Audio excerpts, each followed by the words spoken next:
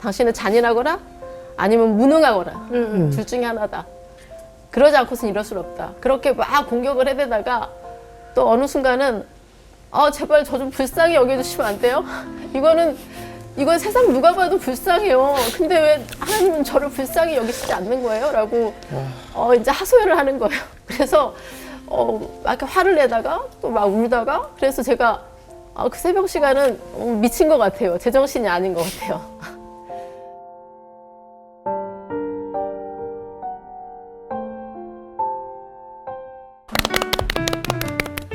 안녕하세요. 새롭게 와서 주영훈입니다. 안녕하세요. 안수지입니다. 안녕하세요. 정봉균입니다. 몇 년이 지나도 여러 번 겪었다 해도 익숙해지지 않는 것이 바로 사랑하는 가족과의 사별입니다. 맞습니다. 오늘 초대 손님은 부모님 그리고 남편을 그렇게 잃고요. 하나님과 전쟁 같은 시간을 보내셨다고 하는데 그 가운데 복을 깨달으셨다고 합니다.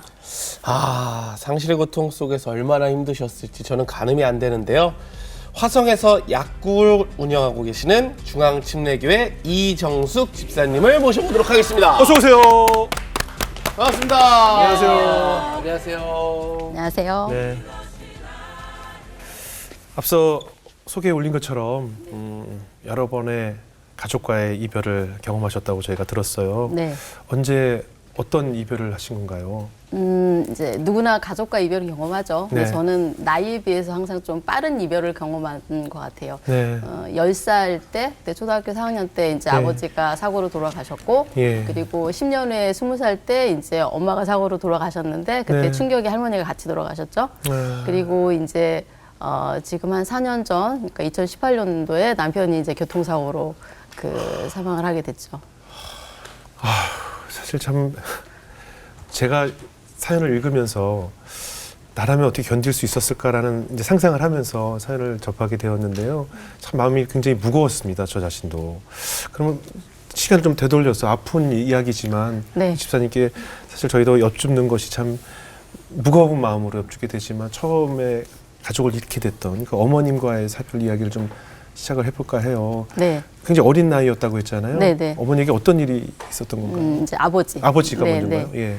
예. 이제 그때 10살 때 81년도 아마 제가 초등학교 4학년이었거든요. 그때. 네네. 그때 가을에 이제 아버지께서 저희 집과 저희 논이 예. 그 철길 너머에 있었어요. 예. 근데 그해 가을에 이제 아침에 저는 아버지한테 학교 다니고 있으면 인사를 했는데 예. 오후에 돌아오니 아버지가 사망하셨다고. 예, 예. 근데 철길 위에서 아버님이 이제 사망을 하시게 된 거죠. 그래서 그것이 어떤 실족사였는지 아니면 어떤 것인지 그건 아버지만이 죽음을 아시겠지만 너무 갑작스럽고 또 이렇게 보편적이지 않은 네네. 죽음이라서 예, 가족들이 이제 많이 당황하고 힘든 상황이었어요. 그날 당일도 아버님을 뵀던 거죠? 그렇죠. 아침에 제가 학교를 갈 때 아버지한테 이제 인사를 하고 갔었죠. 네. 예, 그 아버님 이게 기차 사고이기 때문에 시신 훼손이 심해서 저희는 이제 아버님의 그 사망한 주검을 볼 수 없었고요. 예. 그리고 그때 당시는 요즘처럼 영안실 시설이 잘 돼 있지 않았거든요. 시골들은. 그래서 예. 그 시신의 훼손 상태가 심하니까 바로 다음 날 아침에 바로 이제 그 장례 절차와 매장이 한꺼번에 이루어지는 상황이 됐죠. 너무나 급작스러운 일이었기 때문에 가족들도 뭐 장례 절차도 그렇고 모든 것이 혼란스러웠겠네요. 그렇죠. 저는 그때 이제 나이가 어렸고 그날 비가 굉장히 많이 왔어요. 예. 그래서 실제로 장례가 진행될 때 다들 경황이 없기도 했고 네네. 여러 사람을 챙길 수 없는 상황이었어요. 뭐 네. 집에서 놀라신 할머니도 계시고 다른 예. 모든 식구들이 놀란 상황이고 어떻게 장례를 진행해야 될지도 모르는 상황이었기 때문에 예. 실제로 저는 장례 절차에서도 약간 배제가 됐어요. 그래서 네네. 아버님의 이제 장례가 나가는데 비도 오고 하니까 그냥 이제 저랑 저보다 조금 어렸던 사촌 동생은 집에 있어라라고 네. 하더라고요. 그래서 어떤 상황인지도 모르고 장례 행렬이 나가는 거를 집의 높은 곳에 올라가서 이렇게 비를 맞으면서 계속 쳐다봤던 기억이 나요.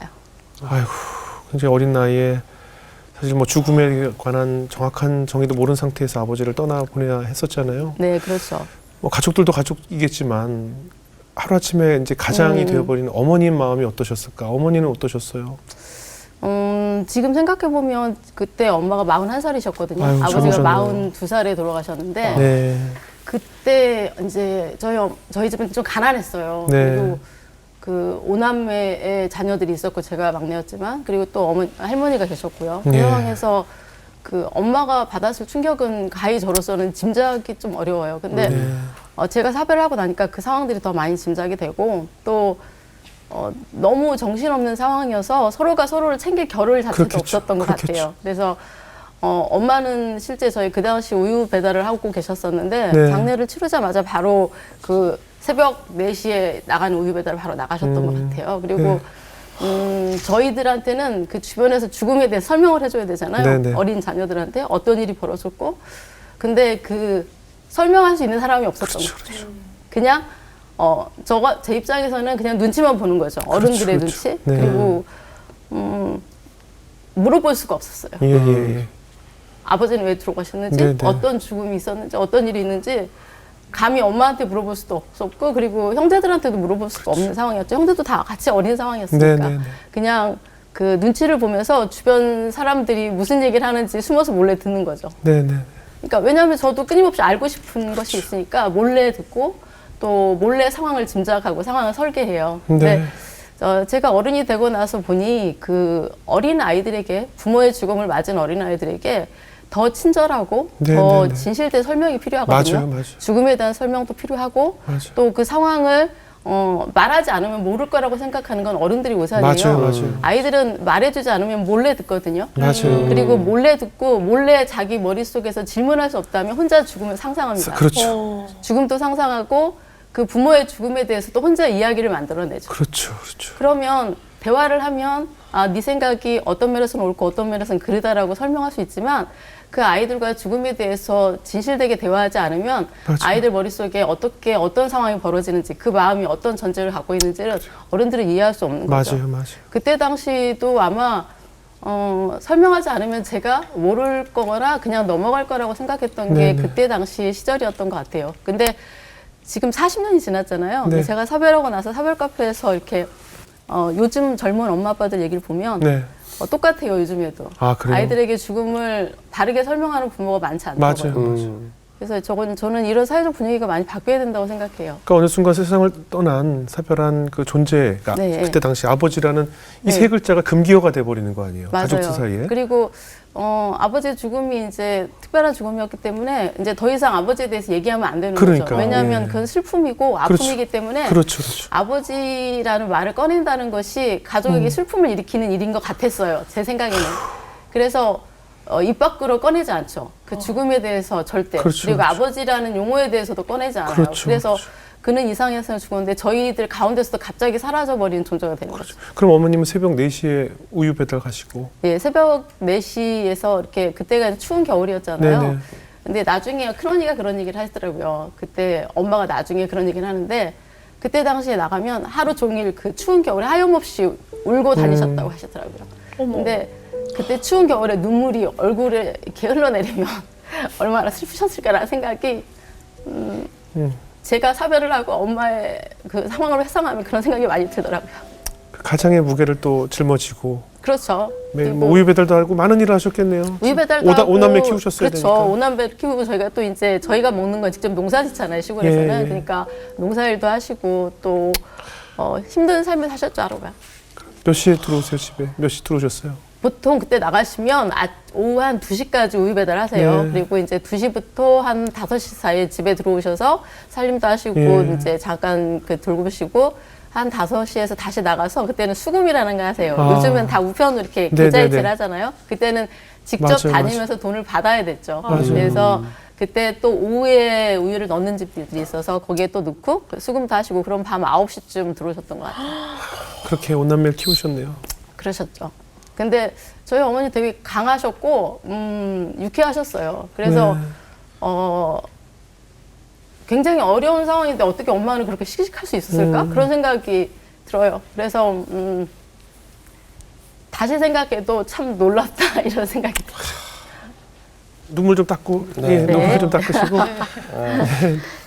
아니 그러면은 어머니는 일단은 슬픔을 추스릴 시간도 없고 다들 어머니 네, 굉장히 네. 바쁘시고 그러면은 그때 누가 위로를 해줄 사람은 전혀 없었던 거예요? 그렇죠. 저는 제 기억에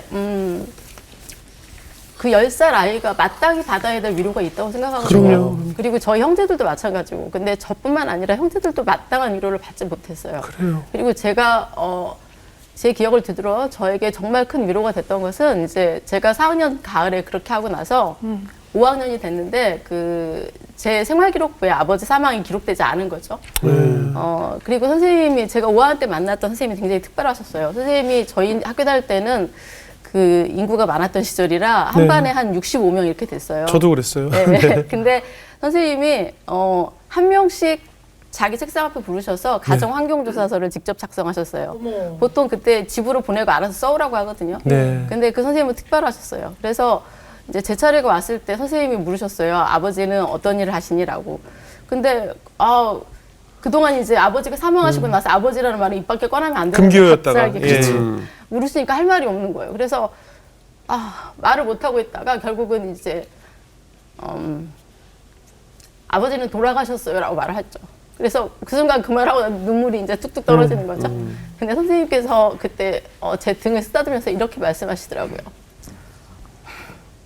아가, 나도 너 말할 때 아버지가 없었단다. 근데 그 한마디가 그 얘기를 하면 항상 뭉클해요. 네네. 그 한마디가 제가 그때 당시 받은 가장 큰 위로였고 너무 위로가 됐어요. 선생님은 그 한마디를 하셨지만 선생님의 그 한마디에는 내가 너의 마음을 안다라는 모든 말이 있었던 것 같아요. 그리고 선생님의 그 말과 함께 저는 선생님은 되게 특별한 존재가 됐고 그렇게 선생님과 저의 관계가 시작됐던 것 같아요. 그래서 선생님이 특별하게 관심을 가져주셨던 것 같고 예. 그리고 선생님한테 그 좋은 학생이 되고 싶었어요. 그래서 좀 더 열심히 학교 생활을 했던 것 같아요. 선생님 덕분에. 그렇죠. 그리고 그 선생님이 많은 부분에서 저를 세우셨어요. 그러니까 제가 4학년 때 큰 아픔을 겪었지만 선생님을 만난 시간이 제가 회복되는 시간이고 제 자존감이 세워지는 시간이었던 것 같아요. 학창 시절 자체가 그냥 선생님으로 인해서 완전히 달라지셨어요. 네, 저는 제 인생의 큰 전환점이 되셨다고 생각해요. 왜냐하면 저는 자존감이 높기 어려운 학생이죠. 집은 네. 가난했고 네네. 또 한부모의 가족이 됐잖아요. 그리고 제 안에 어떤 해결되지 않은 질문들을 갖고 있고 네. 근데 선생님을 만나면서 저희가 문제집을 살 형편이 안 됐어요. 그래서 제가 그 앞집에 사는 저보다 한 학년이 빠른 그 문제집이 있는 거를 이렇게 받으면 그걸 답을 지워서 제가 풀었는데 선생님이 그런 모습들을 보셨죠. 그리고 모두 앞에서 이제 그런 저를 칭찬하셨어요. 그리고 그렇게 이제 또 좋은 성적을 내면 없어서 공부를 할 수 없는 것이 아니다라고 말씀하시면서 친구들 앞에서 저를 세우셨고 뭐 학교에서 장학사가 와서 이렇게 학생들 발표하고 그러잖아요. 그러면 저를 앞에 세워서 뭔가 이렇게 발표할 수 있는 시간들을 주셨어요. 짧은 시간이라도. 그리고 이제 저희 집에 처음으로 가정 방문 오신 선생님이시죠. 네, 그래서 좋으셨다. 제 인생에 한 번도 저희 집에 찾아온 선생님은 없었는데 그분이 네, 네. 유일해요. 네. 초등부터 대학을 통틀어. 근데 저희 집하고 학교가 꽤 멀어요. 걸어서 1시간 정도 가거든요. 근데 선생님이 학교 끝나고 저희 집까지 찾아오신 거죠. 그 누추한 집까지. 그리고 오셔서 그때 또 엄마는 이제 일 나가시니까 안 계시고 저희 할머니가 이제 한 손이 없는 장애가 있으셨거든요. 근데 예. 한 손으로 그때는 이렇게 분쇄기가 없으니까 학독이라고 하는 곳에 고추를 갈아서 김치를 담거든요. 근데 선생님이 오셔서 할머니가 그러고 있으니까 할머니 대신 그걸 혼자 다 갈고 있었어요. 좋으신 진짜 선생님. 훌륭하시다. 네, 정말 훌륭하신 선생님이셨어요. 그래서 그리고 그해 5월 달에 그 어버이날에 장한 어머니상을 뽑는데 저희 학교가 4,000명이 넘었어요, 학생이. 학부형도 4,000명이 넘죠. 예. 근데 저희 어머니가 그날 전교생 앞에서 단 한 명 받는 장한 어머니상을 받으셨는데 저희 엄마는 초등학교 1학년이 최종 학력이세요. 그래서 네. 간신히 글과 숫자, 암산 정도만 배우셨죠. 예. 근데 그리고 이제 저희 엄마의 직업은 우유 배달이시죠. 네. 그런데 선생님이 저희 엄마를 그 앞에 세우셔서 장한 어머니상을 받을 수 있도록 상황을 만드신 거죠. 그때 그 엄마가 상을 받던 그 순간이 생각나요. 그것은 저희 엄마가 부끄러운 존재가 아니라 자랑스럽고 특별한 존재인 거죠. 그래서 선생님이 저한테 만들어주신 그 자존감은 선생님 얘기를 하니까 눈물이 나네요. 그것은 진짜. 굉장히 특별한 것이었던 것 같아요. 그리고 그러네요. 선생님으로 인해서 저희 엄마가 또 더 특별해지는 순간이었고요. 그래서 저의 인생에 제 자존감이 다시 살아나는 시간이었고 제가 당당해지는 시간이었어요. 아마 지금 이제 사람들이 저를 보면 굉장히 자신감 있는 사람이다 이렇게 네. 당당하다라고 말을 하는데 그건 그때 형성된 것 같아요. 네. 그러면 그 선생님 덕분에 네. 그러면 교회도 다니고 선생님의 전도 덕분에 주님을 알게 되신 거예요? 아니요, 그건 아니에요. 그게 참 그래요? 특별한 시간이었는데 네. 저희는 원래 불교 집안이었고 저는 절에서 1년을 컸어요. 네. 좀 특이한 네. 제가 6살 때 절에서 자랐었는데 아버지가 돌아가시고 나서 이제 장례식 때도 그렇고 또 장례 후에 저희 집을 신방하시고 계속 위로하시고 하셨던 분 중에 아버지 친한 친구분이 계셨는데 네. 이제 그분이 이제 교회를 열심히 다니시는 분이셨어요. 와. 나중에 그 선마을 선교사님으로 나가셨거든요. 네. 근데 그때 같이 이제 교회를 개척하시던 목사님이 있었죠. 굉장히 훌륭한 목사님이셨는데 두 분이 굉장히 위로하시는 일을 많이 하셨어요. 그리고 엄마가 결단하셨죠. 엄마 스스로는 교회 지금 당장 나갈 수 없었으니까 일요일 날도 이제 우유배달 하시니까 네. 나갈 수 없지만 할머니와 또 저희들이 교회 나가라고 엄마가 말씀하셨어요. 네. 그래서 그 교회에 나가기 시작했는데 그게 이제 5학년 초쯤 됐죠. 선생님 아직 만나기 전이었는데 네. 선생님이 그 교회 다니고 계시는 거예요. 그래서 역시. 선생님도 역시 부실한 예. 크리스찬이셨고요. 네. 내가 좋아하는 선생님이 저희 교회에 같이 있는 거네요. 그래서 저는 교회 생활을 열심히 안 할 수 없었어요. 그러네요. 저는 5학년 때 저는 선생님한테 사랑받는 학생이 되는 게 목표였거든요. 네. 그리고 그래서 정말 교회 생활을 열심히 했어요. 그리고 교회 생활을 아무래도 열심히 하다 보니 교회 내 목사님이나 집사님들한테도 이제 많이 칭찬을 받고 네. 또 그 교회 공간이 좋았던 거죠. 아이들은 막 세움받는 공간에서 좋아하잖아요. 많은 그렇죠, 칭찬이 그렇죠. 이루어지는 것들.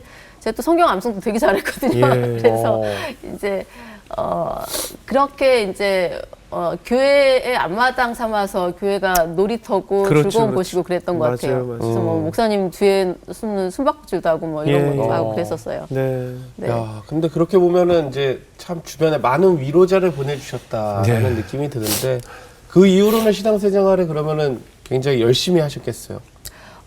저는 제가 초등학교 5학년 때 이제 교회 다니기 시작해서 그 뒤로 교회를 떠나지는 않았어요. 그리고 교회 내에서 목사님도 지금 생각하니까 참 좋으셨는데 그 황희술 목사님이시라고 목사님 저를 볼 때마다 항상 안수기도를 하셨어요. 네. 제가 초등학교, 중학교, 고등학교 제가 이제 서울로 대학을 나와서 집을 떠났을 때도 제가 이제 집에 가거나 집에 가서 교회에 들리면 항상 저를 이제 모든 교인들이 나갈 때까지 인사를 하시잖아요. 그러면 저를 못 가게 기다려라라고 말씀하셔요. 그리고 제가 한참을 기다린 뒤에 목사님 항상 저를 두고 머리에 손을 얹고 안수기도를 하시죠. 요즘은 우리가 큰 교회 다니다 보면 목사님이 자녀들한테 안수기도 하는 일이 특별한 일에만 이렇게 하잖아요. 네네.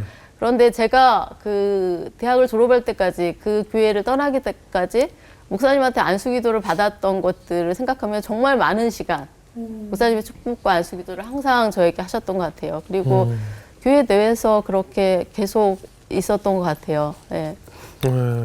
그러다 인격적으로 좀 하나님을 만나게 된 계기가 있었어요? 이제 중학교 3학년쯤 그 전까지는 이제 그냥 열심히 다니는 거죠. 네네. 네, 중학교 3학년 때 그 여러 가지 사춘기가 오면서 우리가 그러니까 그 전까지는 죄에 대한 인식이라는 걸 잘 못하잖아요. 근데 사춘기 다양한 생각들이 들면서 여러 가지 제 안에 그 원죄에 대한 생각들이 들게 됐어요. 그리고 그것이 두렵고 막 무섭고 이런 그러니까 제 안에 어떤 죄된 근성들이 너무 많이 보이는 거예요. 우리가 뭐 사춘기 때 어떤 성에 대한 발달로 성에 대한 네네. 상상도 하게 되고 네. 그런 것들이 두려웠어요. 그래서 이제 그때 그 밤에 철야기도라고 있었잖아요. 그런 철야기도에 이렇게 가게 되고 이러면서 이제 그 성령을 체험할 수 있는 시간들을 갖게 됐죠. 그리고 가장 열심히 하나님하고 가까웠던 시간은 고등학생 때였던 것 같아요. 예. 미래가 굉장히 두려웠어요. 집은 가난하고 내가 과연 나는 서울로 대학을 가고 싶은데 갈 수 있을까? 내가 네, 원하는 과를 갈 수 있을까? 그리고 나의 학비 문제는 어떡하지? 여러 그렇죠, 가지 그렇죠. 두려움들이 있었는데 그 두려움이 들 때마다 저는 교회를 갔던 것 같아요. 그래서 항상 혼자 기도하는 시간들을 가졌어요. 그리고 그 너근 신 걱정 말아라. 이 찬송을 거의 그냥 항상 이렇게 부르고 다녔던 것 같아요. 그리고 나면 마음이 편안해지고 제가 하나님과 가장 인생 중에 가까웠던 시기는 그 중학교 3학년부터 고등학교 3학년까지 그 시간이 아니었던가 싶어요. 가장 많이 교회 다녔던 시간인 것 같아요. 예.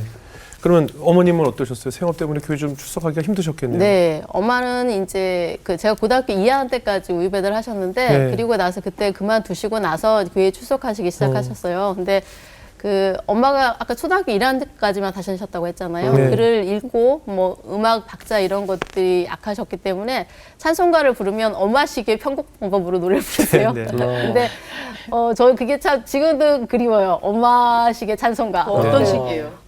굉장히 이상해요. 이상해요?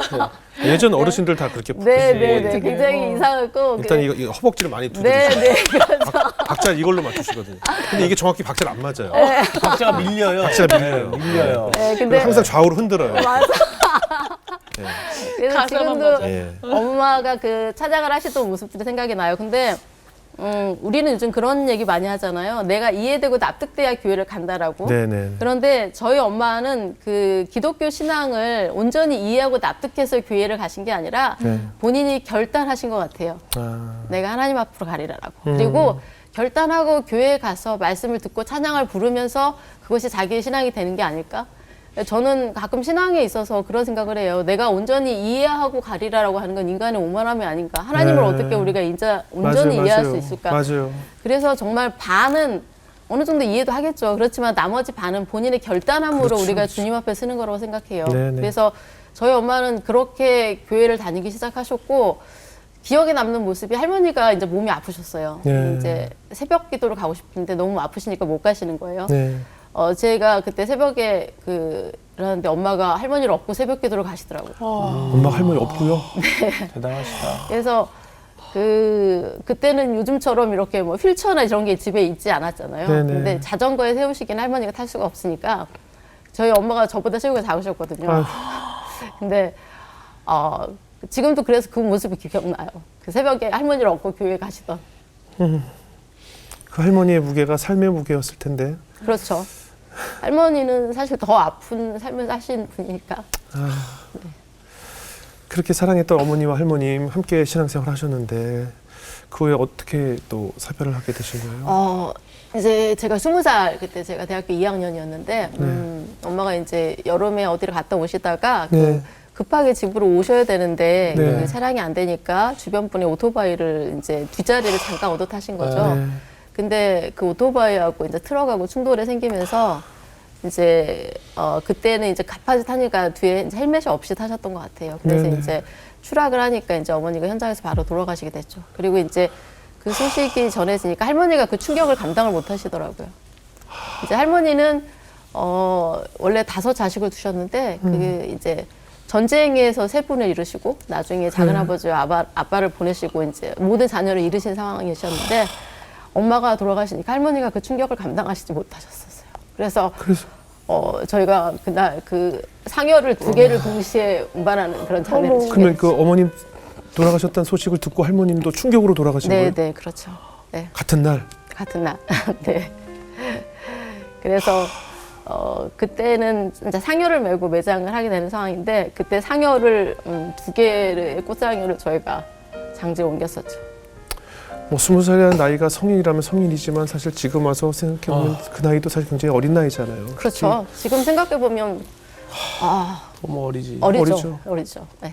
그 충격을 하루에 다 감당하기에는 아버지가 돌아가셨을 때 충격보다 사실 그 더 충격이 컸겠죠. 제 모든 사별감에서 가장 컸던 것 같아요. 그리고 네. 제가 이제 서울에서 학교를 다녔는데 명절이나 방학을 하면 집을 가야 되잖아요. 네. 갈 집이 없는 거예요. 그래서 물론 저희 형제들이 다들 그러니까 좋으셔서 우애도 좋으시고 그래서 당연히 뭐 방학을 하면 기숙사 문을 닫으니까 언니네 집이나 오빠네 집으로 가죠. 그런데 갈 때 가기 전에 물어봐야 돼요. 나 방학인데 언니네 집으로 가도 되라고? 그럼 당연하다라고 말을 하지만 내가 내 집으로 갈 때는 이렇게 말하잖아요. 엄마 나 며칠 날 방학 있고 그때 내려갈게 이렇게 하잖아요. 맞아. 그걸 물어보고 허락을 구하진 않죠. 맞아요. 근데 언니나 오빠나 올케언니나 형부가 아무리 좋아도 부모가 사라진 집은 없고 저는 허락을 구해야 갈 수 있는 존재가 되는 거죠. 맞아요. 그래서 부모는 물리적으로도 집이지만 부모는 마음으로도 집이에요. 맞아요. 그래서 마음의 부모가 사라진다는 것은 홈 또는 하우스 모든 게 다 사라지는 느낌이 들어요. 그래서 제가 20살이었지만 이렇게 바닥이 꺼지는 것 같은 느낌이 들거든요. 제가 설 땅이 없는 것 같은 느낌? 그래서 많이 흔들려요. 그럼요. 네. 요즘 명절 때는 뭐 이렇게 배달도 되고 문을 연 가게들도 있지만 네. 예전에 정말 명절 때 저도 한국에 혼자 나와서 혼자 있어 보면 정말 아무데도 문을 안 열어요. 그렇죠. 지금은 그나마 먹을 수가 있는데 네. 정말 한 군데도 문을 안 열더라고요. 동네 슈퍼마켓도 문을 안 열 때라서 어떻게 해 먹을 수가 되게 명절이 길게 느껴지더라고요. 그렇죠. 네. 명절이 되게 길게 느껴졌어요. 맞아요. 그래서 이제 그럴 때는 그 명절은 이제 그 오빠네 집으로 주로 가지만 그 뭔가 이렇게 심적으로 좀 불편해요. 네네. 네. 엄마가 있던 집으로 가는 거랑 맞아요. 그 형제들이 있는 집으로 가는 것은 좀 맞아. 다르죠. 네. 그러니까 말씀하신 대로 하우스는 어딘가에 있을 수 있지만 네. 홈이 없다는 네. 거. 네, 홈이 사라지는 홈이 느낌이 사라진다는 들죠. 것이 네. 내 마음의 고향과 같은 가정, 네, 네, 네. 갈 곳이 없다는 것이 얼마나 그런 상황에서 하나님에 대한 네. 원망이라든가 어떤 기도를 들으셨어요? 그때는 기도가 잘 안 됐죠. 안 근데 되겠죠. 네. 저는 교회를 떠나지는 않았어요. 근데 제가 교회에 머물렀다고 해서 제가 하나님 앞에 신실했던 정도는 아니에요. 제가 그때 서울에서 사랑의 교회를 다니고 있는데 사랑의 교회는 대학부 청년부가 굉장히 잘 돼 있어요. 네. 저는 대학부에 갈 수가 없었어요. 대학부를 처음에 다니긴 했는데 네. 네. 그게 다 꼬여서 들려요. 집에서 성경 공부나 이런 걸 하잖아요. 네. 네.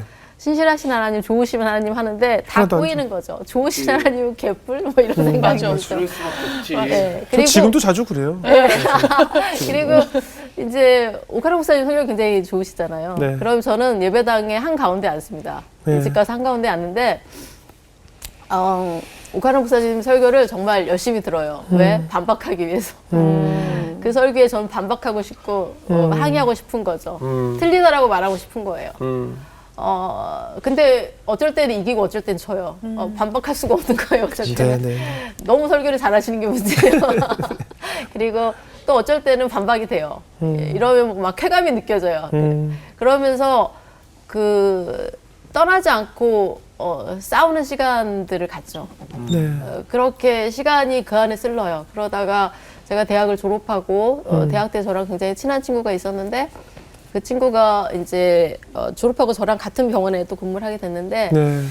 갑작스러운 교통사고로 죽게 됐어요. 친구가요? 예, 그래서 제가 같은 병원에 있어서 친구가 이제 병원 중환자실에 입원을 했을 때 매일 제가 중환자실을 아침 새벽마다 갔는데 아니 사고로 왜요? 사고? 교통사고로요. 예. 근데 그렇게 의식이 깨어나지 않은 상태에 열흘 정도 만에 죽게 되죠. 친구의 죽음 후에 죽음과 뭐 이런 것들에 대해서 되게 이렇게 많은 생각을 그렇겠네요. 하게 돼요. 그렇겠네요. 예. 그리고 제 안에 어떤 신경의 변화가 생겼는지 지금 뚜렷하게 기억은 안 나는데 네. 제가 그 후에 사랑의교회 청년부에 정식으로 등록을 합니다. 그리고 비꼬지 않고 이제 그 말씀을 말씀대로 듣고 네. 또 그 안에서 제가 서려고 노력해요. 그래서 사랑의교회는 여러 가지 훈련 프로그램들이 있어요. 네, 뭐 네. 제자 훈련, 뭐 성경대학, 뭐 전도 폭발 그 모든 훈련들을 받아보기로 작정을 하고 그 모든 제자 훈련부터 시작해서 그 1년씩 프로그램이 진행되거든요. 네. 그리고 그 프로그램들을 다 받고 그리고 이제 거기에는 또 성김의 모임들이 많아서 그런 성김들을 같이 하게 되고 그래서 예. 이제 그곳에서 남편을 만나게 되죠. 공동체에서요. 네, 청년부에 저희가 이제 구제분과라고 어려운 사람들을 돕는 예, 공동체가 예. 있었는데 남편이 거기에 리더였거든요. 예. 그래서 그러면 좀 이른 만나게 결혼을 하게 된 건가요? 몇 살에 결혼하셨어요? 저는 이제 제가 그때 졸업하고 3년째 해에 결혼을 했는데 25살이었어요. 제가 예. 학교 7살에 가서 좀 빨랐는데 네. 친구들보다는 좀 빨랐죠. 빨랐죠. 네. 근데 저는 지금 생각하면 제가 결혼을 빨리 하려고 했던 것은 저는 집이 필요했던 그렇죠. 것 같아요. 그렇죠. 가정을 이루고 싶으셨죠. 그렇죠. 그냥 저 자취방에 저 혼자 있는 집이 아니라 예, 예. 온전히 나의 힘이 돼줄 수 있는 네, 네. 나의 가족이 돼줄 수 있는 그 사람과 그냥 홈을 만들고 싶었던 것 같아요. 그래서 네.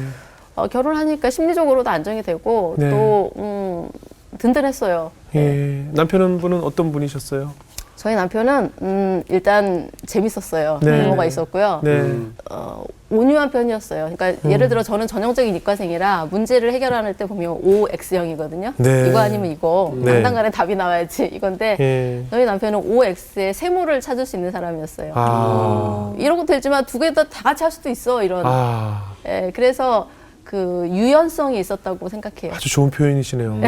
네네네. 예, 그게 저하고 달랐던 것 같아요. 네. 그래서 뭐 교육관도 같았어요? 아이들의 네, 교육도. 저희가 이제 교육관도 일단 기독교적 교육을 시켜야 되는 교육관들은 같았다고 보여요. 네. 그래서 제가 그 아주대학병원에 근무할 때 그 수원의 중앙침례교회라고 네네. 기독교 사립학교가 있는데 그 교육관을 보게 됐어요. 네. 예수님을 닮은 사람 그리고 함께 할 수 있는 사람. 그래서 그 학교에서는 그 정신지체 장애가 있는 학생들이 한 반에 무조건 2명씩 있고 예. 그들과 같이 사는 법을 교육하는 것이 특징이거든요. 예. 저는 그 교육관이 참 좋아서 제가 나중에 결혼을 해서 아이를 낳으면 네. 저 그 학교에서 배워보고 싶다라고 생각했는데 예. 제가 결혼하고 그런 얘기를 하자 남편이 동의했고 그래서 저희가 수원으로 이사를 가게 됐고 지금 제가 그래도 화성에 살게 된 상황인 것 같아요. 예. 네. 그래서 그럼, 예. 같은 교육관을 가지고 있었어요. 예. 남편하고도 기도를 많이 하셨겠어요.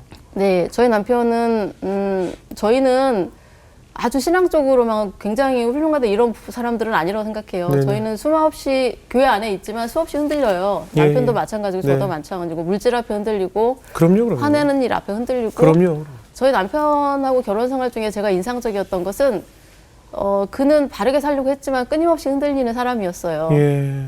그렇지만 그는 그렇게 흔들릴 때 중요한 결정을 앞둘 때 꼭 3일간 금식 기도를 했어요. 그래서 그 오산미 금식기도원이 예, 예, 예. 그의 금식기도 터였는데 예. 그런 결정 그가 흔들려서 실패했을 때 큰 예. 실수를 했을 때도 금식기도원에 가서 기도를 했고 그가 회사를 그만두고 다른 곳에 가거나 또 아이들이 큰 진로 앞에 뭐 대학을 선택해야 되는 그런 문제 앞에서도 예. 저는 같이 가지 않지만 예. 걔는 금식기도를 했어요. 우리가 결혼을 앞두고도 이제 부모님 이제 저희 형제들을 보러 가기 전에 네. 우리가 3일간 금식기도를 같이 하고 가자라고 말했었거든요. 가족을 그래서 보러 가는데 왜 금식 기도를 하고? 그 이제 결혼을 이제 결정하는 단계잖아요. 예. 그래서 아, 가족하고 인사를 처음 시키는 인사할 때. 예, 예. 처음 인사하러 갈 때. 예, 예. 그때도 그래서 3일간 금식 기도를 하자고 그래서 제가 처음으로 3일 금식을 해봤어요. 그래서 그런 점이 참 남편에게 인상적이었던 것 같아요. 네. 그리고 몇 년을 함께 사셨어요? 저희가 22년 결혼 생활을 했고요. 네네. 22년 이제 결혼 기념일을 6일 앞두고 예. 남편이 이제 축구를 좋아했거든요. 네네. 그래서 교회 조기 축구단은 토요일 아침에 예. 축구를 합니다. 그래서 그날이 토요일 아침이었는데 또 축구 좋아하는 사람들은 비 오는 날 하면 더 재밌다고. 비 오는 날. 비 오는 날도 축구를 해요? 네, 비 오든 눈이 네네. 오든 항상 그 뭐할 팀은 수 있죠. 축구를 네. 하시더라고요. 네네. 그래서 그날 좀 비가 태풍이 전날 몰아서 비가 좀 내리고 있었는데 네네. 이제 또 교회 집사님들이 연락을 하시더라고요. 빨리 안 오냐고. 그래서 이제 축구장에 가는 길에 네. 그 빗길에 차가 미끄러져서 추락을 했어요. 그래서 이제 병원에 이송하는 도중에 심정지가 오셔가지고 이제 사망을 하셨죠. 그래서 저희가 그리고 22년을 살았고 제가 이제 6일 후에 아이들하고 같이 사망 신고를 해야 돼서 저희 결혼기념일 날 남편의 사망 신고를 했던 것 같아요.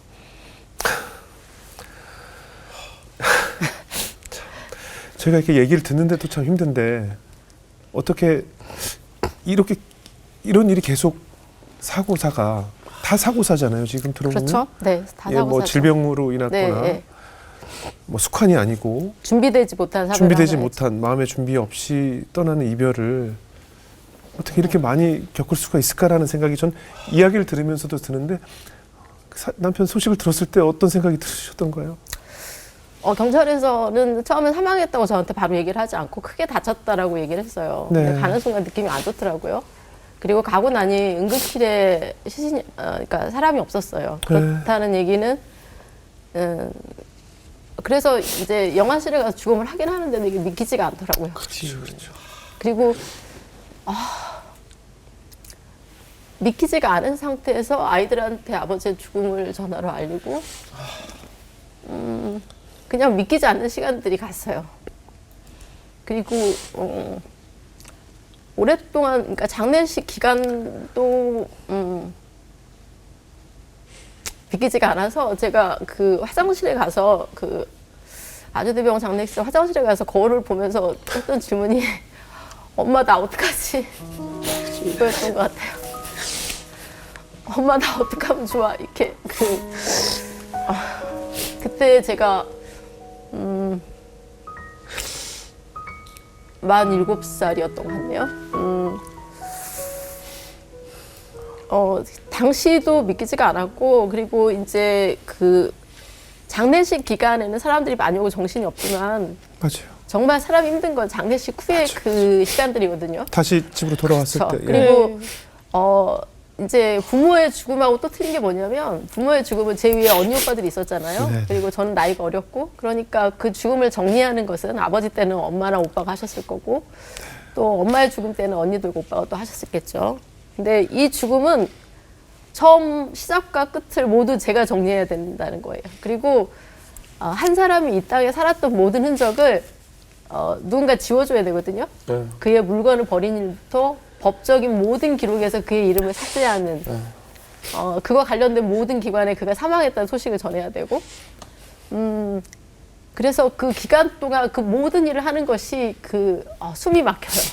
그리고 뭐라고 할 수 없는 긴 고통이 있는데, 그거를 이제는 뭐 어때 징징대기도 어렵고, 그렇죠. 그래서 굉장히 힘들었어요. 그런데 그거를 또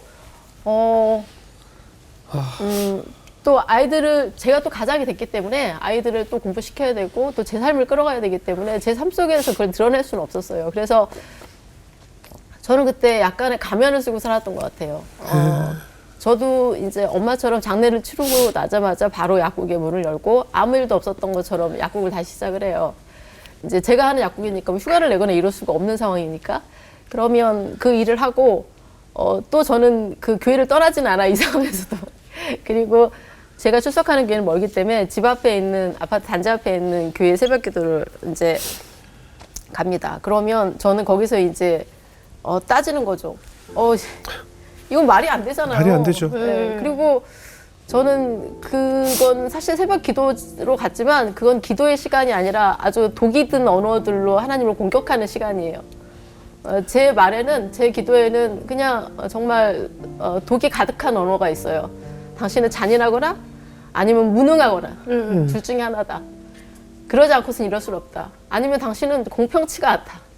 그렇게 막 공격을 해대다가 또 어느 순간은 제발 저 좀 불쌍히 여겨주시면 안 돼요? 이건 세상 누가 봐도 불쌍해요. 근데 왜 하나님은 저를 불쌍히 여기시지 않는 거예요? 라고 이제 하소연을 하는 거예요. 그래서 막 이렇게 화를 내다가 또 막 울다가, 그래서 제가 그 새벽 시간은 미친 것 같아요. 제정신이 아닌 것 같아요. 그리고 낮에는 또 멀쩡하게 아무 일도 없는 것처럼 해맑게 웃으면서 제 일을 하고 있어요. 실제 이제 제가 사별하고 몇 년이 지날 때까지, 책에 나올 때까지 제가 사별했다는 걸 모르셨던 분들도 계셨어요. 약국에 오시는 분들 중에. 나중에서 제가 말씀드리니까 놀라셨던 분도 계시죠. 그렇게 힘들었던 것 같아요. 그의 흔적을 지우는 게 가장 이제 사망 신고를 할 때 서류들이 많이 필요한데, 그렇죠, 그렇죠. 예, 가족관계부 막 이런 거 필요하거든요. 가족관계부를 한 달 후에 출력했을 때 남편의 이름 옆에 딱 2글자가 찍혀요. 사망이라고. 그게 그렇게 그 마음의 비수처럼 다가오는 2글자인 거라는 것은, 그래서 제가 지금도 사실 가족관계부 뜯는 거 되게 싫어해요. 네. 뭐 처리할 게 많죠. 저는 제 주변에 이렇게 사망한 사람들이 저도 잊고 있다가 가끔 1년이 지나서 오늘 생일인 친구하고 네. 사망한 친구 사진이 뜰 때, 내가 이 친구 연락처를 아직 안 지우고 있었구나. 근데 그 생일인 친구 사진이 그 친구가 환하게 웃고 있는 대문 사진 같은 거 보면 네. 그걸 지울 때 참 속상하거든요. 그 맞아요. 이름을 내 휴대전화에서 지울 때. 뭐 그래서 은행 거래라든가 뭐 이렇게 그 사람의 흔적을 지운다는 것이 참 지울 것이 많죠. 지울 것이. 너무나 많죠. 너무나 많고, 그리고 저희 나라 그거 되게 복잡해요. 맞아요. 뭐 네, 일일이 모두 찾아가지 않으면 본인 해결되지 외엔 안 되는 않고. 것들이 많죠. 네네. 오. 그래서 제가 가지 않으면 안 되는 게 많아요. 네, 그러니까 네. 저는 배우자잖아요. 네. 배우자가 직접 와야만 해결되는 이제 사망 신고서랑 모든 서류를 갖고, 그래서 그때 제가 한동안은 무슨 아주 커다란 가방에다가 뭐 혼인 신고서부터 시작해서 별별 서류를 갖고 다 다녔군요. 요구하더라고요. 예. 파일집에 엄청난 서류를 다 띄어서 갖고 다녔어요. 아, 금융기관 다 뭐 할 때도 또 네, 어려움이 그 많죠. 모든 서류들을 다 서류 또 요구하는 서류들이 틀리기 때문에 그리고 저희는 준비되지 않았기 때문에 네. 뭐 제가 남편의 뭐 계좌 비밀번호 아는 것도 아니고 예, 또 예.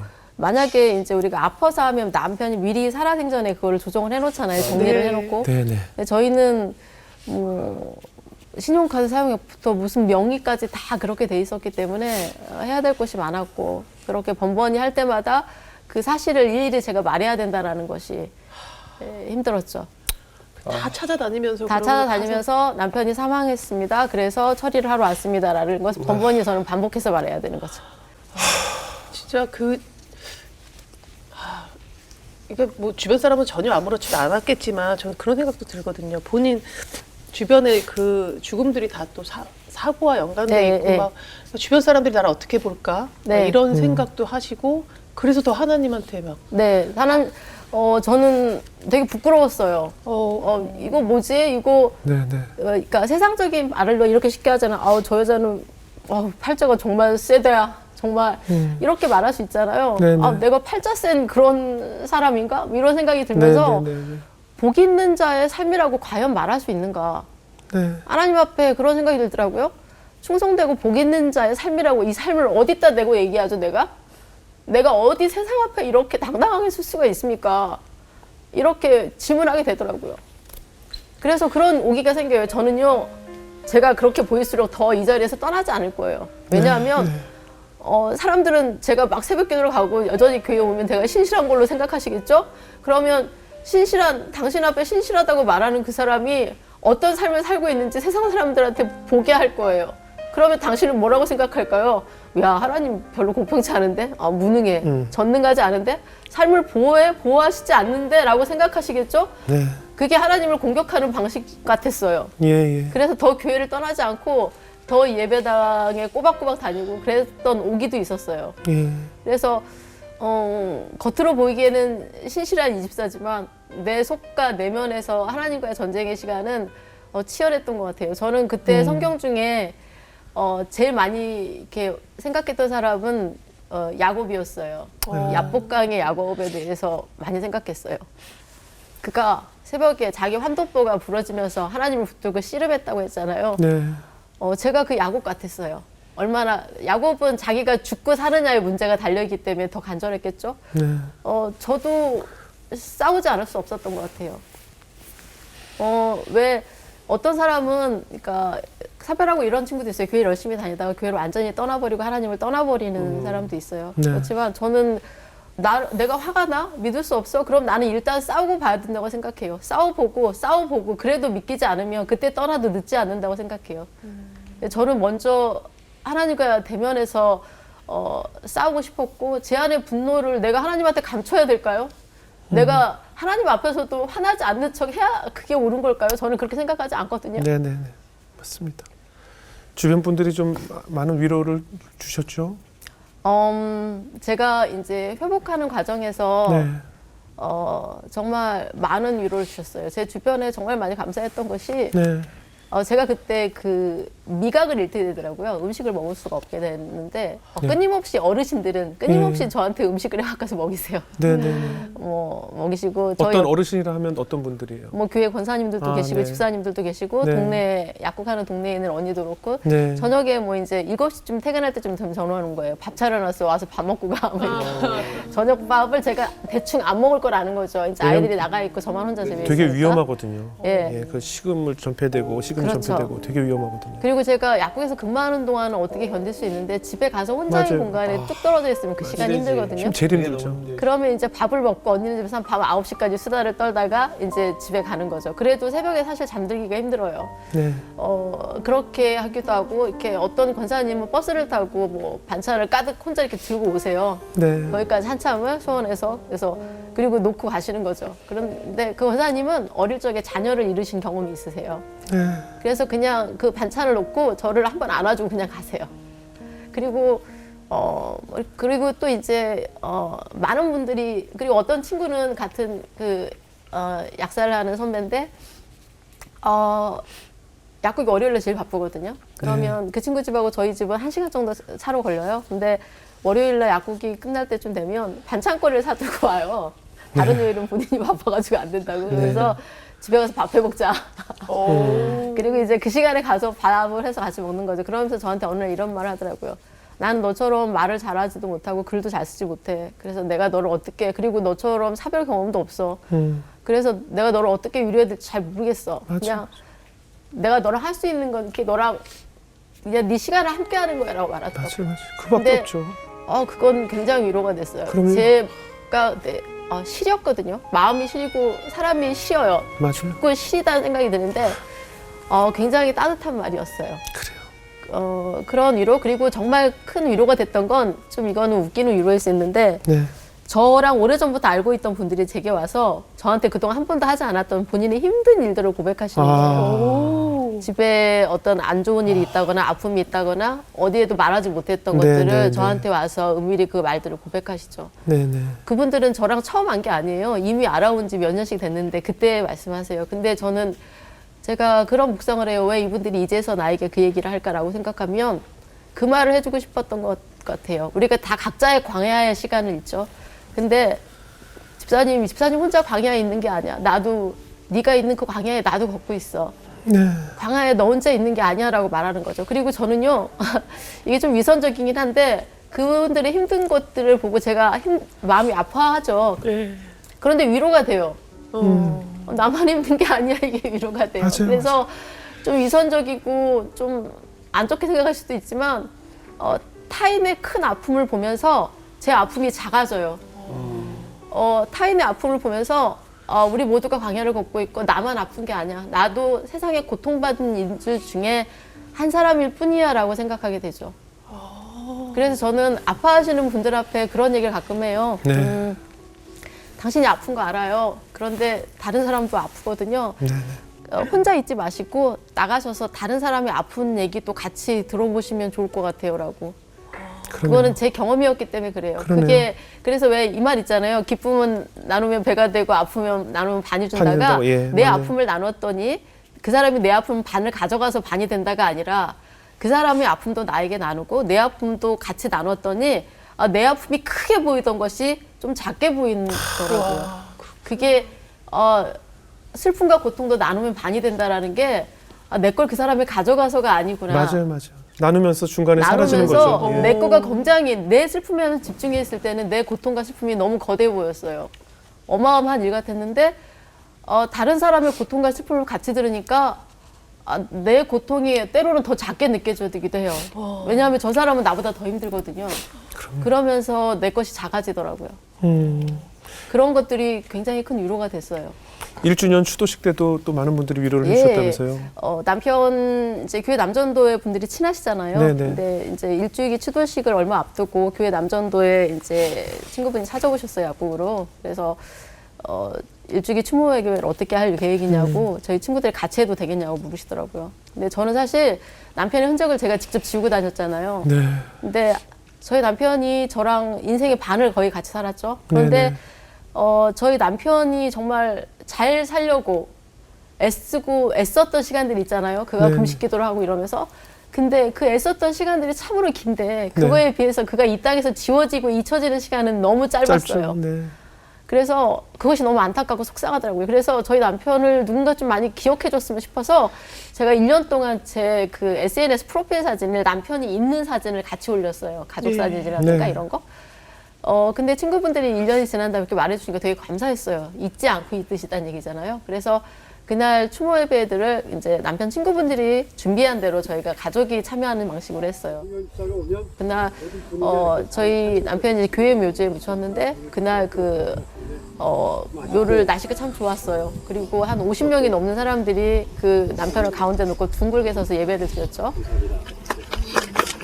아무래도 아재 개그의 질을 이어갈 분들이 좀 목사님이 와주셨고 그리고 교육에 자녀들 교육에 많은 분들이 이제 같이 예배를 드리고 또 이제 남편과 살았을 때 자신이 가졌던 얘기들 있잖아요. 본인만 아는 얘기들을 거기서 같이 나눴어요. 네. 어떤 얘기는 아는 것도 있고 어떤 얘기는 모르는 몰랐던 것도 얘기도 있는데 예. 그 얘기들이 되게 재밌고 따뜻했어요. 네. 저희 딸이 먼저 이제 얘기를 꺼냈고 다른 집사님들이 얘기를 꺼내고 근데 저희 남편이 약간 유머가 많다고 그랬잖아요. 네, 네. 그러니까 남편이 했던 유머들 그리고 어떤 웃겼던 순간들 이런 얘기들이 많이 나왔어요.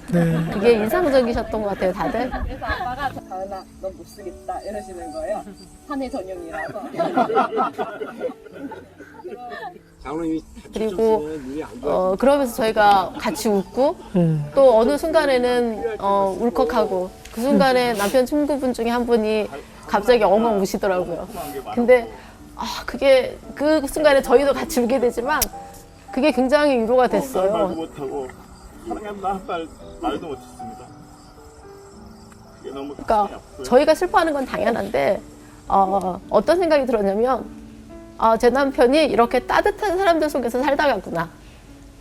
그의 인생이 따뜻했구나 라는 생각이 들더라고요. 그래서 그의 인생이 무슨 뭐 국가를 세우고 나라를 이기고 뭘 발명하고 엄청난 업적을 이룬 것은 아니지만 그가 살았던 삶 속에서 누군가에게 따뜻한 기억으로 추억되고 누군가에게 힘이 되는 순간이 있었다라는 그 고백들을 받았을 때 누군가에게 힘이 되고 위로가 돼주는 삶을 살았다면 저는 그의 삶이 충분히 훌륭했다라고 생각해요. 그리고 우리가 흔들리면서 살긴 하지만 또 그런 사람의 아내로 제가 또 21년을 살았다면 우리가 함께한 시간이 그것으로 족하지 않나라는 생각을 하게 되더라고요. 네. 저희 어머니는 교회를 다니시지 않으시는데 그날 저희 어머님이 막내 아들을 잃으신 거잖아요. 근데 네. 어머님도 굉장히 큰 위로를 받으셨어요.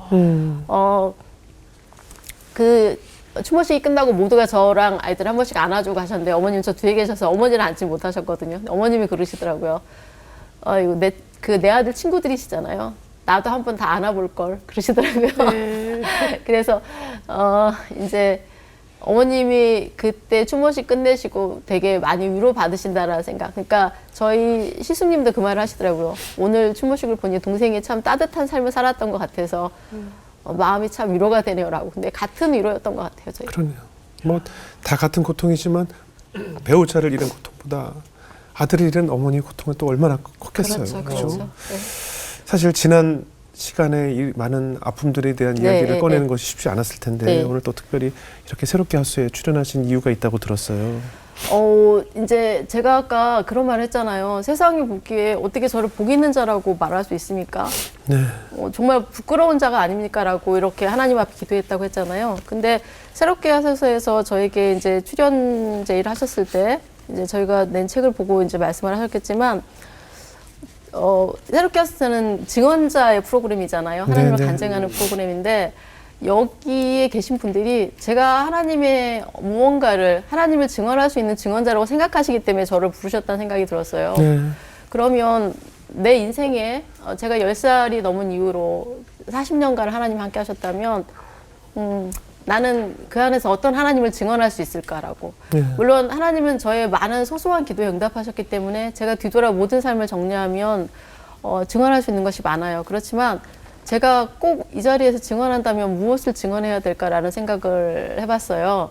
그러면 제가 증언할 수 있는 하나님 중에 저는 이 말씀에 대한 증언을 하고 싶었어요. 네. 우리가 마태복음 산상순 설교에 보면 애통하는 자는 복이 있나니 네. 저희가 위로를 받을 것입니다. 긍휼히 여기는 자는 복이 있나니 저희가 긍휼히 여김을 받을 것임이라고 말씀하시죠. 네. 제가 하나님 앞에 애통했죠. 모든 순간에. 화내는 순간도 그 분노함도 애통함이 있었기 때문에 분노하는 거죠. 그 모든 순간에 그 하나님이 위로자의 손길들을 보내셨던 것 같아요. 하나님 스스로가 교회에서 내가 막 기도할 때 막 성령의 뜨거운 손이 막 나를 닿는 것 같아서 이런 체험이 아니라 내 삶에 있는 많은 사람들, 그가 크리스찬이든 크리스찬 아니든 위로하셨죠.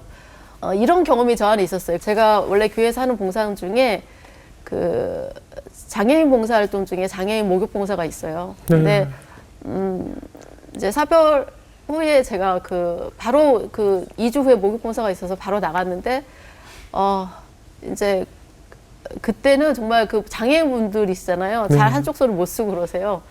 근데 모두 다 제 등을 닦고 싶어 하시더라고요. 아, 제가 평소에 닦는데.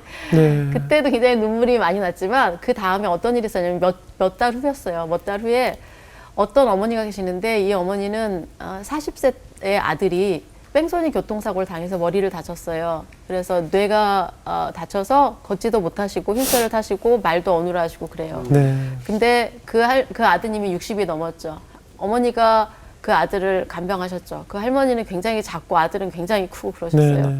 항상 휠체어를 몰고 아들을 목욕봉사에 데려오시는데 어머님도 목욕을 받으셔야 되는데도 어머님은 목욕봉사에 들어와서 노인이 닦고 나가시면 밖에서 닦아주는 일을 도와주세요. 본인이 힘드는 데까지 하시겠다고. 근데 그 나중에 어머님이 85세쯤 되셨을 때 어머님도 치매도 있으시고 그래서 우리가 목욕봉사를 막 받으시라고 하면 예, 예. 그때는 어머님이 이제 마지못해서 들어오셔서 받으셨는데 그날 그 어머님이 목욕봉사에 들어오셔서 제가 이제 어머님을 닦아드리게 됐어요. 근데 어머님이 이제 그러시더라고요. 내가 기억이 없어서 집사님 못 알아볼지도 몰라 하시길래 괜찮아요. 내가 집사님 아니요 어머니 알아보시니까요. 그랬더니 그러시는 거예요. 내가 이렇게 해줘서 너무 고맙다. 그래서 어머니 이거 제가 하는 거 아닌데 그랬더니 그러면서 저한테 그러시더라고요. 알아. 예수님이 내 몸을 닦고 계신 거 내가 알아. 그러시더라고요. 그러면서 내가 그분의 은혜 없이는 살 수가 없어라고 말씀하셨어요. 근데 알아. 예수님이 내 몸을 닦고 계신 걸 내가 알아. 지금 제가 닦고 있는 거잖아요. 그 말을 하시는데 그 말이 목에 이렇게 딱 막히면서 울음이 그 목욕탕 안에서 울음이 막 터졌어요. 어떤 얘기하냐면 저한테 이런 웃음이더라고요. 알아. 내가 많은 사람들을 통해 위로를 받고 있지만 그 위로의 손길 넘어 하나님이 계시다는 생각이 불현듯 들면서 그것이 굉장히 큰 울림이 됐어요. 그래서 어머님이 그러시는 거예요. 나는 글도 읽을 줄 몰라서 성경 말씀도 읽지 못하는 죄인인데 목사님 말씀 한 번 들으면 그거 갖고 일주일 동안 사는 죄인인데 하나님이 나를 자꾸만 살리셔라고 하시더라고요. 나를 살게끔 하셔라고. 예. 근데 그 말이 그냥 제가 말하지 못한 저의 고백이 되는 것 같았어요. 하나님이 누군가를 보내서 나를 먹이시고 나를 재우시고 나와 함께하는 시간들을 채우세요. 혼자인 시간들을 채우시죠. 누군가를 보내서. 그래서 혼자 두지 않으시죠. 그리고 살게 하시더라고요. 맞아요. 사라지게 하시죠. 네, 그래서 네. 그 위로의 하나님이란 애통하는 자에게 복이 있나니 위로. 그런데 저에게 그 많은 위로자들을 보내주셨잖아요. 제가 그 많은 위로자들이 특별하다는 생각이 되고 그 특별함을 알아보게 되었죠. 제 인생에 그렇게 따뜻한 사람들로 가득 찰 수 있다는 건 저는 큰 복이라고 생각해요. 그것은 돈으로 살 수 있는 관계나 돈으로 살 수 있는 마음들이 아니거든요. 그래서 굉장히 큰 복이다 이렇게 생각을 해요. 그래서 애통하는 자에게 주시는 복, 그 복, 위로의 복을 하나님이 주고 계신가. 지금도 많은 애통하는 자에게 하나님이 위로의 복을 주신다는 생각이 들고요. 저는 다만 위로를 받는 자도 용기가 필요해요. 네. 왜냐하면 위로를 받으려면 누군가 나한테 위로할 때 문을 열어줘야 되거든요. 그렇죠. 우리 왜 예수님도 문 밖에서 두드리실 때 우리가 열어야만 예수님이 들어가실 수 있잖아요. 네. 똑같습니다. 위로를 하러 오는 사람도 용기가 필요해요. 어떤 분이 제게 그러시대요. 사촌 오빠는 너한테 언제쯤 전화를 해야 괜찮을지, 맞아. 어떤 말을 해야 괜찮을지 너무 생각이 많다가 내가 이제야 한다. 한 달 맞아요, 정도 맞아요. 지난 후에 맞아요. 그 순간 깨달았죠. 나한테 지금 전화하지 못하고 있는 사람들, 뭔가 맞아요. 말을 하고 있는데 못하고 있는 사람들이 저에게 할 말을, 저를 위로할 말을 찾기 위해서 얼마나 고심하는지. 맞아요. 그리고 그 고민 후에 저한테 전화를 하고 저한테 연락을 하시는 거거든요. 때로는 그 말이 감사할 때도 있고 어떤 위로의 말은 상처가 될 때도 있어요. 그렇지만 적어도 위로를 받아들이려면 제 안에 문을 열어주는 용기가 필요해요. 그렇네요. 그래서 저는 슬픔 중에 있는 분들이 하나님이 주시는 위로를 받으시려면 문을 열었으면 좋겠어요. 세상 사람들 앞에 혼자 네. 계시지 마시고. 그리고 그렇네요. 위로를 주는 사람도 그 위로가 될 수도 있고 안 될 수도 있지만 굉장히 용기를 갖고 그 말을 건넨다는 거를 아셨으면 좋겠다는 생각이 또 들고요. 또 두 번째 말하는 복에 긍휼히 여기는 자는 긍휼히 여기면 받을 것이라고 하잖아요. 제가 20대 사별과 남편이 이뤘을 때 사별 중에 제가 다르게 행동한 것이 있어요. 20대 사별에는 저는 친구들한테 위로받기를 거부했어요. 예. 왜냐하면 그때는 마땅한 위로가 되게 어려웠던 게 친구들도 사별 경험이 없었기 때문에 저를 마땅히 위로하는 방법을 몰랐고 또 저 또한 불쌍해 보이는 게 싫었어요. 그래서 거부했죠. 그리고 괜찮은 척 행동했어요. 아무렇지도 않은 척. 그러다 보니 혼자 힘들었어요. 그래서 이때는 그리고 불쌍하지 않다고 생각했어요, 스스로. 불쌍해질 수 없었어요, 제가. 무너지는 게 싫었기 때문에. 그런데 제가 47에 사별했을 때는 누군가 저한테 물어봤어요. 집사님 불쌍하다고 생각하시나요? 라고 해서 네, 저는 제가 불쌍해요. 불쌍한 것이 사실이에요. 제가 스스로를 불쌍히 여기고 나니까 타인을 불쌍히 여기는 마음이 좀 자유로워졌어요. 어떤 거냐면 내가 불쌍하지 않고 누군가 불쌍할 때는 꼭 위에서 아래를 그러잖아요. 근데 나도 너무 짠한데 당신도 너무 짠하네? 같은 위치에서 서로를 안는 거죠. 그러네요. 언손이 언손을 녹이는 느낌? 이런 네, 느낌이어서 네, 네, 네. 제가 타인을 불쌍히 여기는 마음이 좀 편해졌어요. 나도 불쌍한 사람이에요. 근데 당신도 어찌 보니 불쌍하네요. 서로를 안아주게 되는 거죠. 그래서 궁일이 여기는 사람들끼리 궁일이 여기는 마음을 나누게 돼요, 서로가. 그래서 궁일이 여김을 받는다는 게 우리가 하나님한테 불쌍히 여김을 받는다는 뜻이 될 수도 있지만 내가 누군가를 궁일이 여길 때 누군가도 저를 궁일이 여길 수 있도록 허용하는 것이거든요. 그래서 저는 서로가 서로를 불쌍히 여김으로 인해서 서로가 서로에게 따뜻해질 수 있다고 생각해요. 그러네요. 그래서 불쌍히 여기는 마음 때문에 제 관계에서 좀 더 따뜻하게 서로를 마주할 수 있는 관계들이 늘어났다고 생각해요. 저는 그것이 복된 삶 중에 하나라고 생각합니다. 예. 무엇보다 남편을 보내고 나서 그 사별하셨을 어머니의 마음이 어머니에게 연민이 제일 많이 느껴졌었겠네요. 그렇죠. 예, 엄마의 삶에서는 뒤돌아보면 저는 그렇게 하기 어려웠을 것 같아요. 41살이시니까. 엄마의 삶은 다시 생각해도 너무 힘들었던 삶이고 어떻게 엄마는 그 상황에 그렇게 밝게 웃으시고 다시 그렇게 삶을 이겨내실 수 있을까 이런 생각이 들었죠. 엄마의 삶을 가장 많이 묵상했어요. 그러면서 엄마의 짠한 마음을 위로하고 그러면서 그런 생각이 들더라고요. 그때 아무에게도 이해받지 못했던 저희 엄마, 시간이 많이 30년이 지났지만 딸들 중에 하나는 그 엄마의 마음을 헤아릴 수 있어도 괜찮지 않나. 네. 그리고 그 딸들 중에 하나가 해야 된다면 언니들 말고 내가 해도 괜찮지 않나. 그런 생각이 들더라고요. 그리고 엄마의 삶을 묵상하면서 저는 반대로 이런 생각도 했어요. 제가 큰일이 생기니까 엄마의 삶을 묵상하잖아요. 저는 딸이 있어요. 네. 제 딸이 인생을 살다가 힘든 일이 생기면 제 딸도 똑같이 저처럼 행동할 거라 생각이 들었어요. 제 삶을 묵상하겠죠. 제가 있든 없든. 그러면 제 딸이 제 삶을 묵상할 때 어떤 모습을 보게 해야 될까? 네. 이것이 지금 제가 어떻게 살아야 될지 삶에 대한 대답이 되더라고요. 저는 제 딸이 이런 힘든 일을 겪었을 때 그 우울함과 고통 속에서 오래 머물러 있게 하고 싶지 않거든요. 그러면 제가 어떻게 지금 행동해야 될지 답이 나오더라고요. 제가 제 딸의 롤모델이 될 테니까요. 그렇죠. 그것이 제가 지금 사별에 또 다르게 걸어가는 제 발자국이 되는 것 같아요. 네. 어린 시절 집사님께 큰 위로가 되었던 선생님께서 해주신 말씀 때문에 사별한 이들을 위한 책도 이번에 쓰셨죠. 예, 책은 사실 제가 사별하고 10개월 정도 지났을 때 그 작업이 진행이 되게 되었는데요. 제가 사별 후에 난독증이 왔어요. 글을 읽기가 어려웠어요. 그러니까 문자는 읽는데 머릿속에서 해석이 안 되는 현상이 생기는 거예요. 이거 정말 심각하더라고요. 그래서 어떻게 하지? 나는 직업상으로도 책을 많이 봐야 되는데 그래서 제가 시를 필사를 했어요. 그러면 이해가 될까? 시가 짧으니까. 예. 그래도 충분치 않았어요. 책을 읽을 수가 없었어요. 그런데 제가 뭔가 관련된 기사들을 보면 좀 봐요. 그래서 네. 막 인터넷에 관련된 책이나 사별 책이나 이런 걸 봐야겠다 싶어 검색을 하다가 사별 카페를 검색하게 됐어요. 예. 그래서 저는 온라인 카페 활동은 제가 해본 적이 없는데 처음으로 온라인 카페 활동 가입을 했고요. 그 안에서 수많은 사별자들이 올린 글들을 봤어요. 사별 순간부터 계속 올려진 글들. 근데 그 글이 읽히기 시작하는 거예요. 와, 글이 읽히네? 그래서 정말 계속 한 달 내내 그 글들만 봤어요. 그리고 한 달 내내 글을 읽고 나니 제가 글을 쓸 수 있겠더라고요. 그런데 제 마음을 이해받지 못한 곳에 글을 쓰고 싶지는 않았어요. 그래서 그 사별 카페에 제 스스로에게 질문을 던지고 그리고 제가 답을 하는 형식으로 글을 쓰기 시작했어요. 사별 후에 어떤 일들이 생기거든요. 네, 그럼 네. 그 일에 나는 이런 행동을 했는데 예를 들어 내 남편이 살아있다고 거짓말을 했는데 나는 왜 거짓말을 했을까요?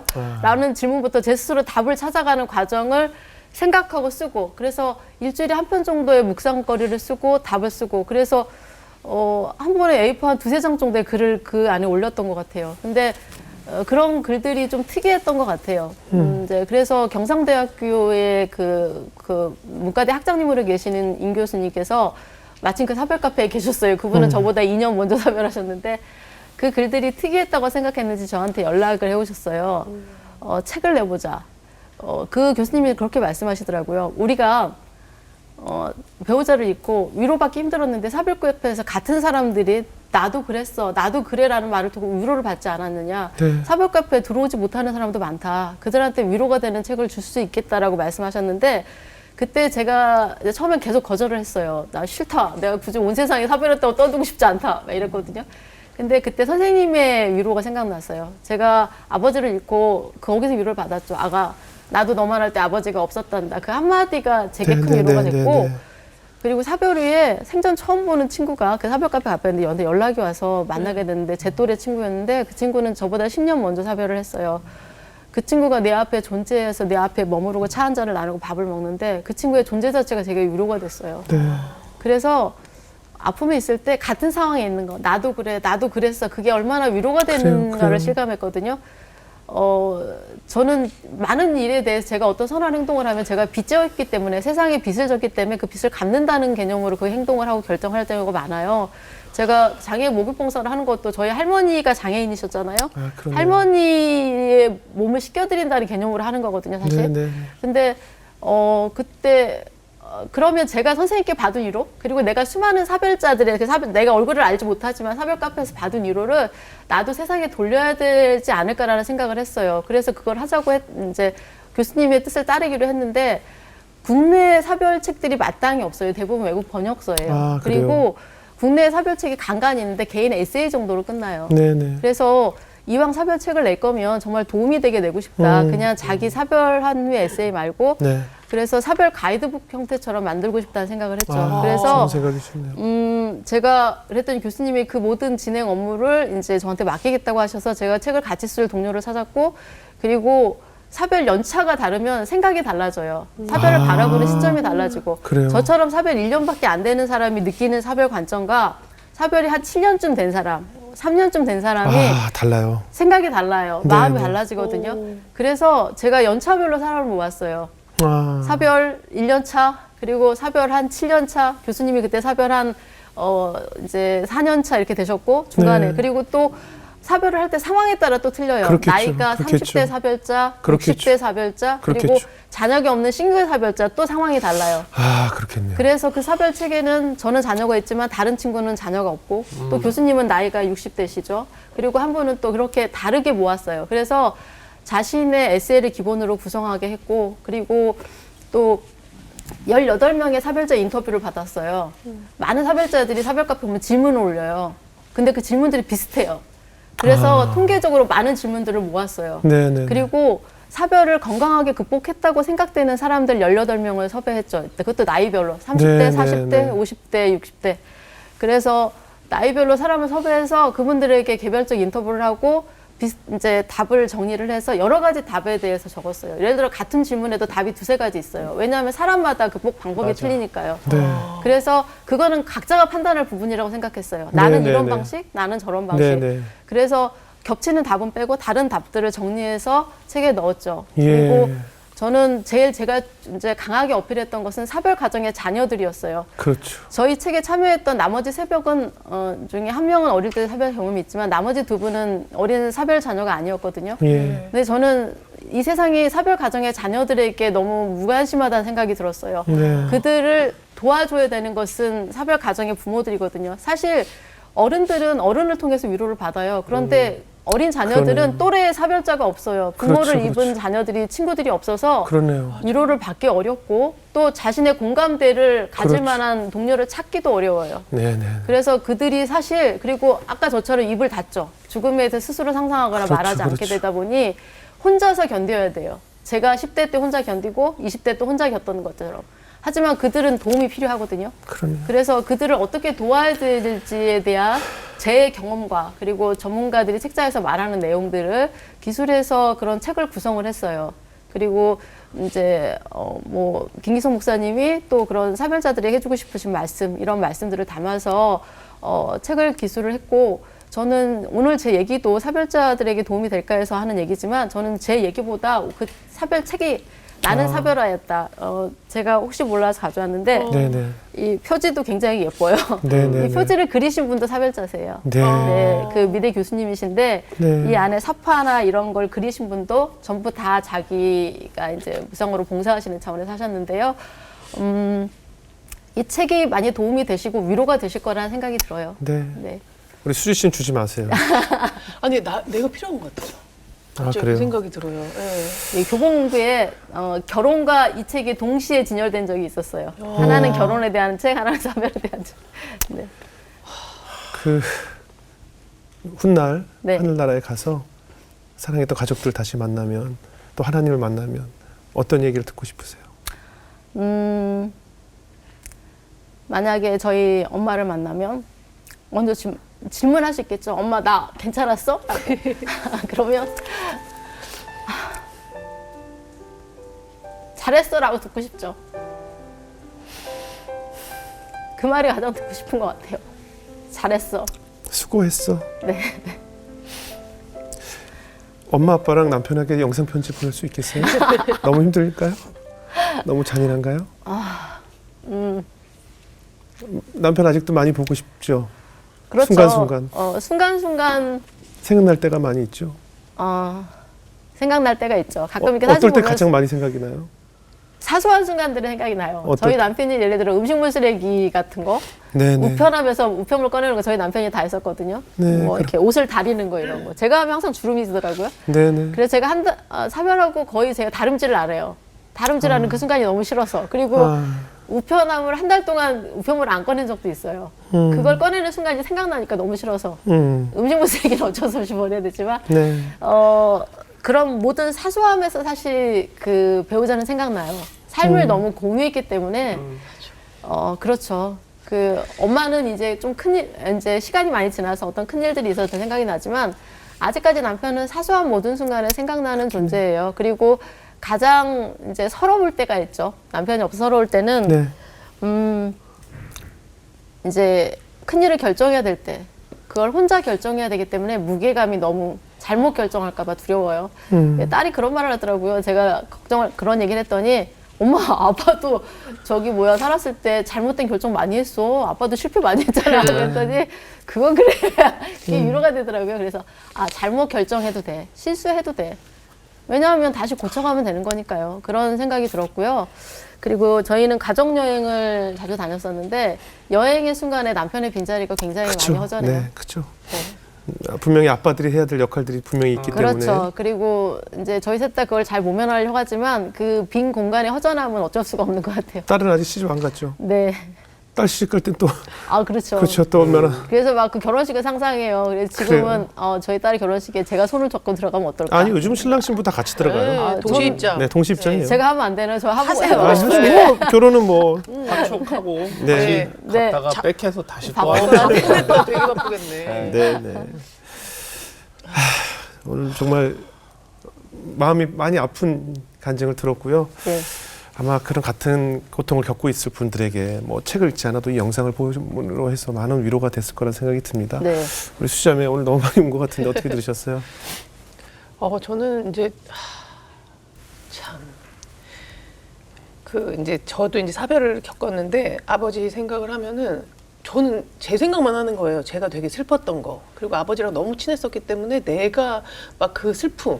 근데 6개월 선고받고 6개월 때 돌아가셨을 때 엄마가 준비했던 거는 나중에 알았어요. 엄마가 그 영정 사진을 같이 현상하러 혼자 가고 뭐 아빠의 가장 환하게 웃는 모습으로 그걸 준비하고 거기까지 나중에 알고 되게 많이 울었는데 엄마가 후처리를 혼자 하셨을 거는 전혀 저는 생각을 못했거든요. 그래서 엄마가 그런 시간을 보냈겠구나. 그리고 사별이라는 거에 제가 가장 그때 위로를 받았던 거는 다 겪는 일이구나. 그래요, 그런데 그래요. 그걸 잘 겪어야겠구나라는 생각이 들어서 이 책을 사야겠다. 그런 생각이 들었습니다. 읽지 마세요. 우리 범규정 씨 어떻게 들으셨어요? 저는 마지막에 떨리는 손을 봤거든요. 집사님이 네. 이렇게 엄마랑 남편 이야기를 하실 때 이렇게 손이 이렇게 떨리시는데 그 손 오늘 이제 이 영상을 보시고 그다음에 이 책을 읽으시고 그분들이 위로를 받는 것도 있지만 그분들이 집사님의 이 떨리는 손을 이제 잡아주실 거라고 믿어요. 그래서 그럼요. 그 용기와 그 용기로 나와주신 것 같고 그 용기로 책에 써주신 것 같아서 이제는 그분들에게 이제는 위로를 주시기도 하지만 앞으로 또 위로를 많은 분들이 안아주실 것 같아서 집사님에게 많은 위로들을 많은 분들이 해주실 거라고 믿습니다. 네, 그럼요. 저는 이런 상황에 계신 분들한테 꼭 먼저 된 경험자로서 해주고 싶은 말씀이 있어요. 네. 그 회복 탄력성이라는 말에 보면 네. 회복 탄력성의 시작은 자신을 진솔하게 만나는 것, 자신을 네. 진실되게 인정하는 데서부터 시작된다고 하거든요. 그래서 저는 스스로의 진실한 삶에서부터 도망치지 마시라고 말씀드리고 싶어요. 네, 중요한 네, 얘기네요. 아프면 아픈 대로 아프셔야 되고요. 맞아요. 아픈 게 싫어서 도망치는 것도 그렇고 또 슬픔에서 도망치는 것도 아니고 화가 맞아. 나면 화가 나는 대로 화를 내셔야 된다고 생각해요. 하나님을 믿는 사람들은 그 공간이 있잖아요. 하나님 앞에 그 자리. 그리고 거기서부터 회복이 시작된다고 생각합니다. 그래서 당신이 도망친 삶은 주인이 없어요. 주인이 없는 집은 망가지거든요. 네네. 당신이 그 삶에서 도망치면 그 삶은 회복되기보다는 망가지기가 더 쉽습니다. 그래서 도망치지 말고 그 삶에 대면하셨으면 좋겠고 네. 또 두 번째로는 한 사람의 인생이 이만큼 성장할 때는 거기에 그 사람 혼자 잘하는 게 아니라고 생각해요. 수많은 사람들이 맞아요. 거기에 지분을 가지고 계시거든요. 맞아요. 크리스찬들은 예수님이 목숨값을 내고 사신 삶이죠. 그리고 저는 제 삶에도 저희 엄마의 애정과 할머니의 헌신과 아버지의 눈물이 고여 있고 제 아이들의 기도, 제 언니들의 기도가 놓여 있어요. 네. 교회 많은 분들의 기도가 제 삶에 있고요. 그러면 제 삶은 온전히 제 것이 아니라 그들에게 지분이 있다고 생각합니다. 그렇네요. 그래서 제 삶은 제 것이 아니기 때문에 그들에게 지분이 있기 때문에 제 마음대로 막 살아도 되는 삶은 아니라고 생각해요. 그래서 제 삶을 위해서 기도하시는 분들의 기도에 제가 그 지분만큼의 응답을 해줄 수 있는 삶을 살아야 된다고 생각하고요. 제가 이 책을 냈을 때 친구들이 너한테 축하한다고 말해야 하기가 참 이 책을 축하한다고 말해야 되나라고 말하는 거예요. 그래서 제가 브런치에 그런 글을 실었어요. 제가 겪은 사별은 저의 의지가 아닙니다. 제가 잘못한 것도 아니고요. 하지만 제가 겪은 슬픔과 사별이 제 인생에 그리고 제가 살고 있는 세상에 무엇이 되게 하는지는 제 의지에 달려 있습니다. 네. 저는 제 슬픈 경험이 세상에 무엇이 되게 하냐고 생각한다면 위로가 됐으면 좋겠습니다. 그러네요. 제가 위로를 받았기 때문에 맞아요. 그래서 이 책을 썼고 이 자리에 나왔다고 생각합니다. 네, 오늘 이 방송도 많은 이들에게 그런 치유 역할을 할 것 같아요. 고맙습니다. 우리 집사님 약국 운영하시는데 약국에는 저 눈물 멈추는 약 이런 거 없죠? 제가 잘 웃습니다. 마음이 아플 때 한 방에 하늘만 먹어도 낫는 약 없죠? 없죠. 눈물 멈추는 약 네, 없죠? 없습니다. 눈물이 언제까지 나오는지 잘 모르시죠? 네. 예, 그런 약국이 없더라고요. 근데 오늘 말씀을 들으니까 하나님께서 그런 약들을 곳곳에 숨겨두셨구나라는 생각이 들어요. 지금 집사님께서 겪으셨던 많은 일도 우리는 왜 이런 슬픔을 나에게 주셨냐라고 정말 애통한 마음으로 하나님께 울부짖지만 그런 슬픔조차 만드시 않으셨다면 인간도 창조를 하지 않으셨겠죠. 인간을 만들면서 우리가 동물이나 로봇과 다르게 우리에게 감정이라는 걸 주셨기 때문에 희노애락을 주셨고 기쁨도 있고 또 슬픔도 있고 그 슬픔을 어떻게 이겨낼 수 있는지 약국에서는 팔지 않지만 이렇게 다른 사람들을 통해서 위로받게 하시고 또 하나님이 숨겨둔 약을 통해서 저는 오늘 그 약의 이름을 제가 이렇게 붙이고 싶어요. 타인들을 통해 위로받는 약이기 때문에 타인레노는 어떨까요? 타인레노. 타인들을 통해서 좋은데요? 네, 타인레노를 보내주셔서 네. 치료하시고 또 그 아까 말씀하신 것처럼 슬픔을 나누면서 절반으로 나누고 이런 책을 통해서 또 그 슬픔을 치유받고 또 앞으로 약국에 눈물을 머금고 찾아오신 분들에게 그 타인레노를 제조해 주시면서 만들어 주시면서 위로 나눠주시고 들어주시고 나누면서 그 슬픔을 반으로 줄여주시고 또 반으로 줄여주십사. 그 역할을 하나님께서 우리 집사님께 맡기신 게 아닌가 하는 생각이 들었어요. 뭐 사별뿐만 아니라 세상엔 온갖 이름의 고통과 아픔들이 다 있잖아요. 어떤 경우엔 저런 사연, 이런 사연, 이 사연들을 겪으면서 아마 새롭게 하수를 만드신 이유도 그런 것이 아닐까. 하나님께서 세상에 주신 영상을 통한 치유제가 아닐까 하는 생각이 들었습니다. 앞으로 많은 분들 위로해 주시고 네. 그리고 그분들을 위해서 기도해 주시는 집사님을 저희도 열심히 응원하겠습니다. 네, 예, 감사합니다. 오늘 어려운 얘기 나눠주셔서 감사합니다. 네, 네, 고맙습니다. 감사합니다. 네, 감사합니다.